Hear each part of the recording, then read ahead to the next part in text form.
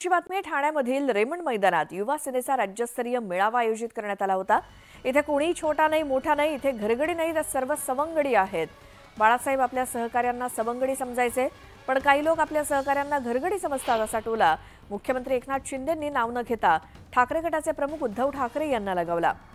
Covid काळात आपले सुद्धा परके झाले होते, तेव्हा सुद्धा स्वतःचा जीव धोक्यात घालून काम करत होतो। आपण घरात बसून फेसबुक लाईव्ह करत नव्हतो, जनतेसाठी काम करत होतो असं सांगताना शिंदेंनी ठाकरेंवरती प्रहार केला।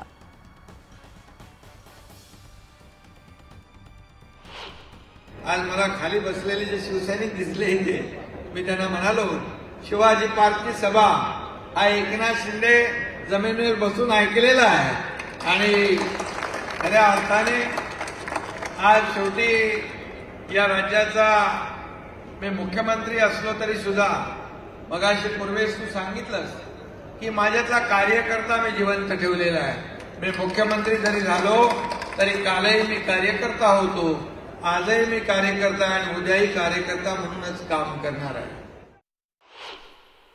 बाळासाहेब आपल्या सहकार्यांना सवंगडी समजत होते, सहकारी समजत होते, त्यांना प्रेम देत होते, पण आता आपल्या सहकार्यांना सवंगडी नाही तर काही लोक घरगडी समजायला लागले, काही लोक मालक आणि नोकर समजायला लागले।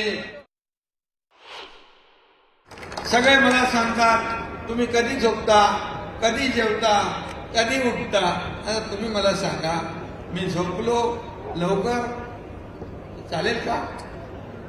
म्हणून जेव्हापर्यंत लोक येतात त्यांना मी भेटतो, 2, 3, 4 कधी वाजतात, पहाट कधी होते कळत नाही, परंतु काही लोकांना मला भेटता येत नाही, इच्छा असताना देखील त्यासाठी देखील मी आपली दिलगिरी व्यक्त करतो।